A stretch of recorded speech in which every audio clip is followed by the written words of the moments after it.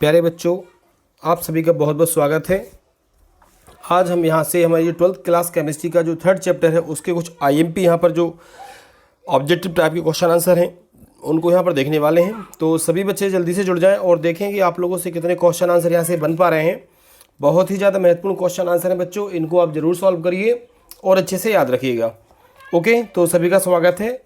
हम class start करते हैं। हमारा आज का पहला क्वेश्चन है बच्चों, ध्यान से देखेंगे आप लोग कि मोलर चालकता जो है यह किसके बराबर है। ठीक है, आपको ये बताना है मोलर चालकता। यहाँ से जो आप V देख रहे हैं ये लैम्डा होता है और यहाँ से M क्या है यहाँ पर मोलर। तो आपको ये बताना है बच्चों कि ये जो मोलर चालकता है ये किसके बराबर होती है। आपके पास ये 4 ऑप्शन दिए हैं। ठीक है, कितने ऑप्शन दिए हैं आपके पास? यहाँ से ये 4 ऑप्शन है, चारों ऑप्शन आप देख सकते हो। ठीक है, यहाँ से कितना दिया है आपको? तो यहाँ से आपको दिया है 10,000 केल्विन है ये, अपॉन में क्या है बच्चों ये C और EQ मतलब इक्विवेलेंट है। सेकंड में K अपॉन C इक्विवेलेंट, फिर है K अपॉन CM इन 2000 और यहाँ से है 100K अपॉन CM। तो आप लोग इसका राइट आंसर बताएंगे बच्चों। तो याद रखिएगा मोलर चालकता जो होती है इसका राइट आंसर क्या हो जाएगा? D। ठीक है, 1000 केल्विन अपॉन क्या हो जाएगा? सेंटीमीटर। तो यहाँ से आप इसको अच्छे से याद रखिएगा, इसका राइट आंसर ये हो जाएगा। सेकंड आप देखेंगे क्वेश्चन की सेल स्थिरांक क्या है या सेल स्थिरांक को इनमें से हम किसके द्वारा दर्शाएंगे। तो आप लोग इसका आंसर फटाफट सभी बच्चे कमेंट बॉक्स में आंसर देते जाएं और सेल्फ एनालिसिस भी आप लोग करते चलिए। तो यहाँ से जो क्वेश्चन है कि सेल स्थिरांक है ना, तो आपको बताना है कि ये जो सेल स्थिरांक आप लोग देख पा रहे हैं इसका सही फार्मूला क्या होगा। यहाँ से A/L या फिर L/A या फिर LA या फिर L इसके बाद L/A। ओके बच्चों, तो आप लोग देख सकते हैं यहाँ से इसका आंसर आपको देना है। क्या होगा इसका राइट आंसर? सेल स्थिरांक का। सेल स्थिरांक का सही आंसर क्या होगा बताएं आप लोग कमेंट करके।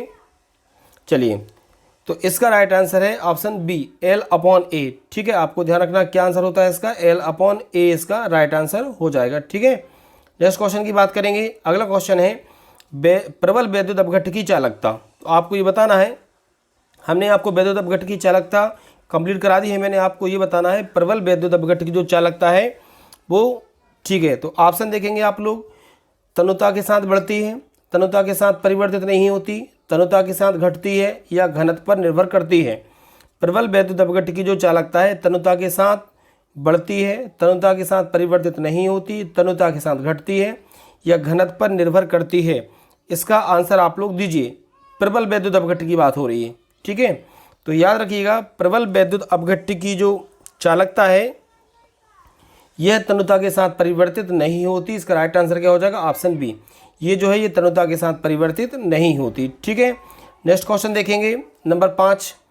अगला क्वेश्चन है विलयन के प्रतिरोध को, किसी भी विलयन के प्रतिरोध को निम्नलिखित में से किससे गुणा करने पर सेल स्थिरांक प्राप्त होता है। अच्छा क्वेश्चन है, किसी भी विलयन का जो प्रतिरोध है हम इनमें से ABCD में से किससे गुणा करेंगे आपको बताना है, जिससे हमें सेल स्थिरांक प्राप्त हो जाएगा।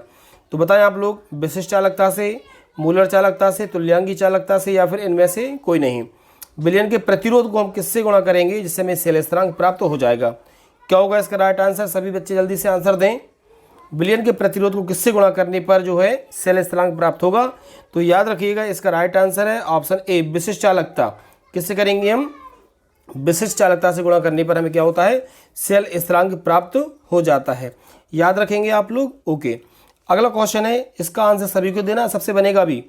लोहे में जंग लगने की क्रिया क्या है? फटाफट इसका आंसर दीजिए आप लोग। लोहे में जो जंग लगने की प्रक्रिया है ये क्या होती है? ऑक्सीकरण है, अपचयन है, संक्षारण है या बहुलीकरण? A, B, C और D। क्या इसका राइट आंसर हो जाएगा बताएं आप लोग। A, B, C और D, लोहे में जंग लगने की क्रिया। चलिए, तो इसका राइट आंसर क्या है? इसका राइट आंसर हो जाएगा संक्षारण। क्या हो जाएगा? लोहे में जंग लगने की जो क्रिया है उसे क्या बोलते हैं? संक्षारण बोलते हैं। क्या बोलते हैं? संक्षारण। अगला क्वेश्चन देखिए आप लोग, विशिष्ट चालकता की इकाई आपको बताना है। मैंने कल या परसों की क्लास में ही आपको बताया था। विशिष्ट चालकता आप लोग जानते हो, जैसे हम केपा से दर्शाते हैं। तो इसकी इकाई क्या होगी आप लोग बताइए। ABCD सेंटीमीटर होगी, ओम इनवर्स होगी, ओम इनवर्स सेंटीमीटर इनवर्स होगी या ओम इंटू सेंटीमीटर होगी। विशिष्ट चालकता की इकाई आप लोगों को बताना है इनमें से क्या है। ठीक है, जल्दी जल्दी कमेंट करें सभी बच्चे।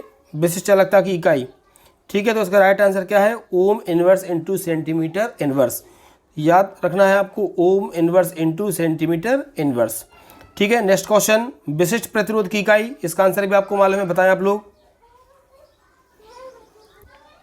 ठीक है, विशिष्ट प्रतिरोध की इकाई, तो देखिए अभी आपको मालूम था कि अभी आप लोगों ने क्या पढ़ा था, विशिष्ट चालकता की इकाई क्या होती है, ohm inverse into centimetre inverse. और विशिष्ट चालकता और विशिष्ट प्रतिरोध कैसे होते हैं, एक दूसरे के आप लोग जानते हो व्युत्क्रमानुपाती। कैसे होते हैं, व्युत्क्रमानुपाती। तो इसकी इकाई अगर ओम इनवर्स सेंटीमीटर इनवर्स है तो इसकी हो जाएगी ओम सेंटीमीटर। राइट आंसर क्या हो जाएगा इसका, राइट आंसर हो जाएगा option B, ohm into centimetre. ठीक है, अगला क्वेश्चन देखेंगे, आंसर बहुत ध्यान से दें, इंपॉर्टेंट क्वेश्चन आंसर है ये। अगला क्वेश्चन आपको बताना है, एक फेराडे का मान कितना होता है। ठीक है, एक फेराडे का मान कितना है, बताएं आप लोग जल्दी से।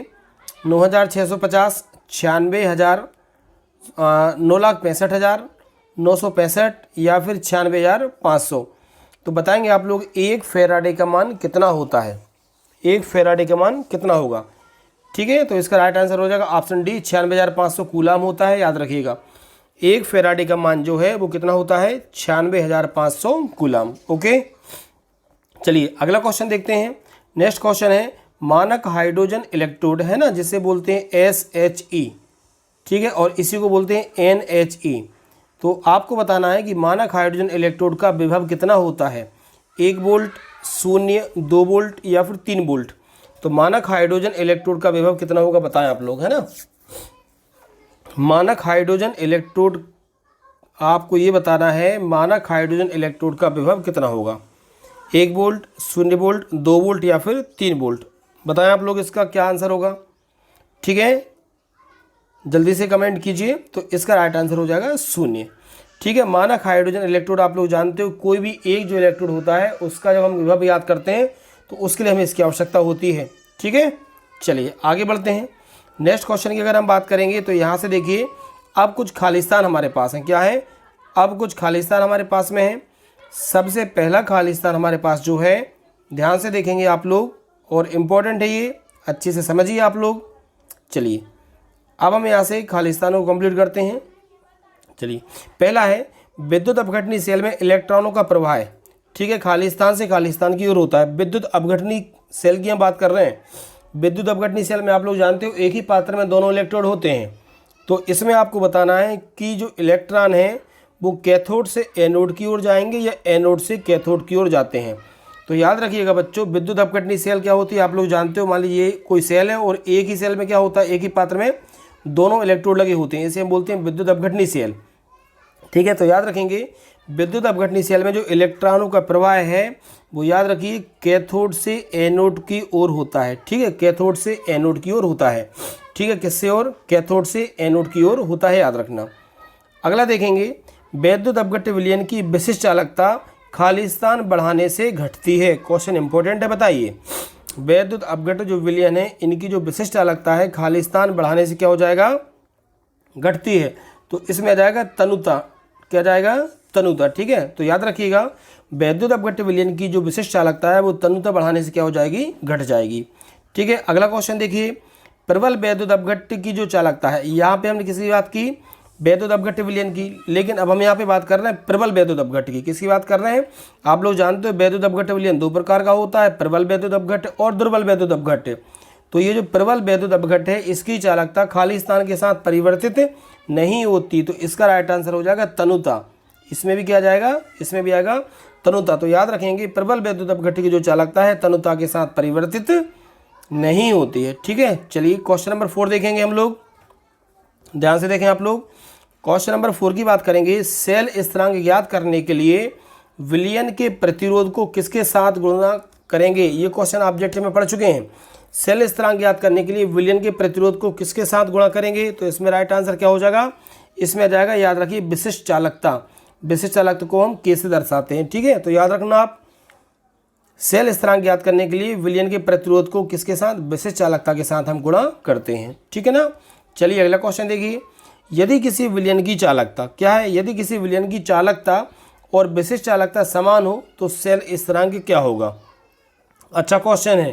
क्वेश्चन क्या है, यदि किसी विलयन की जो चालकता है उसमें विशिष्ट चालकता, याद रखना, और सेल स्थिरांक मतलब आपको ध्यान रखना है विलयन की ये जो चालकता है और विशिष्ट चालकता ये दोनों समान हो तो सेल स्थिरांक का मान क्या होगा, तो याद रखिए सेल स्थिरांक का मान होता है 1। यदि ये कंडीशन आती है तो सेल स्थिरांक का मान कितना हो जाएगा, 1 होता है। ठीक है, आगे देखेंगे और क्वेश्चन भी हैं। चलिए देखिए, अब है क्वेश्चन नंबर 6, यहाँ से खालिस्तान है।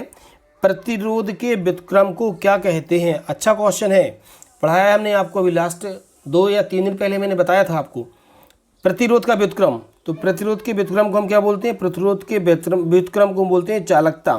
क्या बोलते हैं? चालकता। ठीक है, सभी को क्लियर है? कमेंट करके बताइए क्वेश्चन कैसे लग रहा है और समझ में आ रहा है कि नहीं आ रहा है। आपसे बहुत ज़्यादा आंसर इनमें से बन भी रहे होंगे। ठीक है ना, चलिए आगे देखेंगे। तो अगला क्वेश्चन आपको बताना है जंग का रासायनिक सूत्र। ठीक है, जंग का रासायनिक सूत्र। इसके पहले क्वेश्चन नंबर 7, क्वेश्चन नंबर 7 है H2O2 खालिस्तान सेल है। तो ये बताइए आप लोग H2O2 जो है ये किस प्रकार की सेल है? H2O2 तो आप लोग जानते हो H2O2 क्या है? यह एक ईंधन सेल है। कैसी सेल है? यह एक ईंधन सेल है। ठीक है, H2O2 क्या है? H2O2 एक ईंधन सेल है। ठीक है, अगला क्वेश्चन हम देखेंगे जंग का रासायनिक सूत्र क्या है? जंग का रासायनिक सूत्र। ठीक है, तो जंग का रासायनिक सूत्र क्या होगा बताएं आप लोग? जंग का रासायनिक सूत्र क्या होगा? ठीक, जंग का रासायनिक सूत्र। ठीक है, तो जंग का रासायनिक सूत्र क्या होता है? आप लोग जानते हो Fe2O3। ठीक है, इंटू क्या जाता है यहाँ से XH2O। क्या हो जाता है? XH2O। ठीक है, तो याद रखें आप लोग जंग का रासायनिक सूत्र है Fe2O3। क्या हो जाएगा? जंग का रासायनिक सूत्र है Fe2O3 इंटू क्या होगा हमारा XH2O। ये जो X है ये जल के अणुओं की संख्या होती है। ठीक है, तो ये क्या है? जंग का रासायनिक सूत्र है। अगला क्वेश्चन है संक्षारण एक खालिस्तान प्रक्रिया है। ठीक है, संक्षारण कैसी प्रक्रिया है? संक्षारण एक खालिस्तान प्रक्रिया है। तो इसमें आप लोग याद रखिएगा यह एक वैद्युत रासायनिक क्रिया है। ठीक है, कैसी है? यह एक वैद्युत रासायनिक क्रिया है। कैसी है? यही एक वैद्युत रासायनिक क्रिया होती है। और नेक्स्ट क्वेश्चन है, लास्ट है ये खालिस्तान। शुष्क सेल खालिस्तान सेल होता है, मतलब ये प्राथमिक होता है या द्वितीयक होता है? तो आपको यहाँ से चलिए इसको कमेंट करके बताएं आप लोग। शुष्क सेल, मैं वेट कर रहा हूँ 30 सेकेंड, आप लोग जल्दी से यहाँ से बताइए शुष्क सेल प्राथमिक सेल है या द्वितीयक सेल है? बताएं आप लोग, शुष्क सेल प्राथमिक सेल है या द्वितीयक? जल्दी बताएं आप लोग।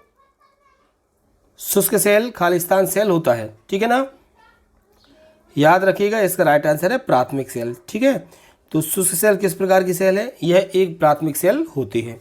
ठीक है, चलिए आगे बढ़ते हैं। ये खालिस्तान भी आप लोग अच्छे से देखेंगे और इनको याद रखेंगे। अब एक शब्द में कुछ उत्तर देना है आपको, महत्वपूर्ण क्वेश्चन ये सारे के सारे। अगला क्वेश्चन आपका जो है ध्यान से देखेंगे। देखिए क्वेश्चन क्या है कि इलेक्ट्रोड का जिस पर ऑक्सीकरण होता है। देखो अभी आपको मैंने बताया था, ये मान लीजिए कोई सेल है, इसमें ये 2 क्या लगे हैं? इलेक्ट्रोड। ठीक है, एक प्लस होता है एक नेगेटिव होता है। जिस पे प्लस होता है उसे एनोड बोलते हैं, जिस पे माइनस होता है उसे कैथोड बोलते हैं। तो अब आपको ये बताना है कि कौन सा इलेक्ट्रोड जिस पर ऑक्सीकरण होता है उसे हम क्या कहेंगे? ऐसा इलेक्ट्रोड जिस पर क्या हो रहा है? ऑक्सीकरण, तो उसे क्या कहा जाएगा? ऐसा इलेक्ट्रोड जिस पर क्या होता है? ऑक्सीकरण होता है, उसे हम क्या कहेंगे? तो देखो ऑक्सीकरण का मतलब होता है इलेक्ट्रॉन का त्याग करना, और इलेक्ट्रॉन का त्याग कौन करेगा? जब इलेक्ट्रॉन का जो त्याग करेगा उस पर धन आएगा, और धन आएगा तो इसका मतलब हो जाएगा एनोड। क्या हो जाएगा? एनोड।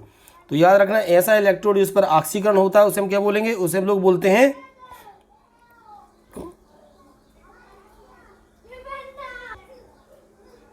ठीक है, तो आपको याद रखना है बच्चों, तो इसे हम कहेंगे एनोड। क्या आंसर हो जाएगा इसका? एनोड। ठीक है, आगे बढ़ते हैं। अगला क्वेश्चन देखिएगा, इलेक्ट्रोड का प्रवाह अब एनोड से कैथोड की ओर हो। समझ में आ रहा है? इलेक्ट्रोड जो है यहाँ पे इलेक्ट्रॉन है।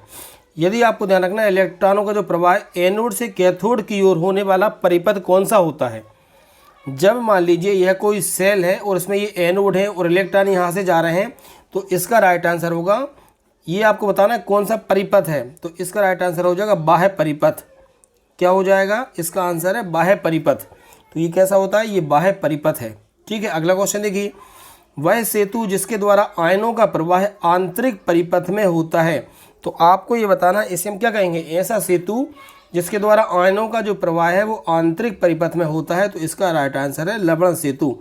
क्या होता है बच्चों, लवण सेतु, इसे हम बोलते हैं साल्ट ब्रिज। क्या बोलते हैं, साल्ट ब्रिज। अगला देखिए क्वेश्चन नंबर 4 है। क्वेश्चन नंबर 4 देखिए, श्रवण सहायताओं मतलब सुनने के लिए श्रवण सहायताओं तथा विद्युत घड़ियों में प्रयुक्त सेल कौन सी होती है। आपको ये बताना है। क्वेश्चन नंबर 4 ध्यान से सुनेंगे, देखेंगे। श्रवण सहायताओं तथा विद्युत घड़ियों में प्रयुक्त सेल कौन सी होती है, बताएं आप लोग। ठीक है, क्वेश्चन नंबर 4, तो इसमें याद रखिए इसका राइट आंसर हो जाएगा जिंक सिल्वर ऑक्साइड। क्या हो जाएगा इसमें, आपको याद रखना है। ठीक है, ये क्वेश्चन नंबर 4 क्या हो जाएगा इसका आंसर, इसका आंसर हो जाएगा जिंक सिल्वर, क्या हो जाएगा, जिंक सिल्वर ऑक्साइड। याद रखना आंसर क्या है इसका, जिंक सिल्वर ऑक्साइड। ठीक है, नंबर 5 देखिए, गलित सोडियम क्लोराइड। ठीक है, NaCl की बात हो रही है, तो इसमें क्वेश्चन ये है सीधा सा कि जो NaCl है ये विलयन में या जलीय अवस्था में विद्युत प्रवाहित क्यों होती है। तो ये भी मैंने आपको बताया था जब हम आपको विद्युत अपघट्ट पढ़ा रहे थे, तब आपको बताया था कि ये जो सोडियम होता है, सोडियम का मतलब है, NaCl का मतलब है नमक। तो नमक में ठोस अवस्था में धारा प्रवाहित नहीं होती, लेकिन विलयन की अवस्था में धारा प्रवाहित हो जाती है। ऐसा क्यों होता है, तो ऐसा होता है स्वतंत्र आयनों की वजह से।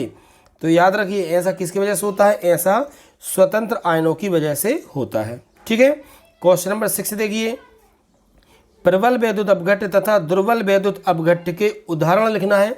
तो इनके बहुत सारे उदाहरण होते हैं, आप लोग यहाँ से लिख सकते हो। ठीक है, मैंने आपको लिखाए भी हैं और बताया था लास्ट वाली क्लास में। प्रबल वैद्युत अपघट्ट की अगर हम बात करें तो प्रबल वैद्युत अपघट्ट के क्या हो जाते हैं, NaCl होता है, आप लोग जानते हो, HCl होता है, KCl होता है। ये सब किसके उदाहरण है, प्रबल वैद्युत अपघट्ट के। ठीक है, यदि हम दुर्बल वैद्युत अपघट्ट की बात करेंगे तो इसके भी मैंने आपको बताया था, जैसे कि एसिटिक अम्ल होता है, CH3COOH होता है, इसके साथ अमोनियम NH4OH अमोनियम हाइड्रोक्साइड।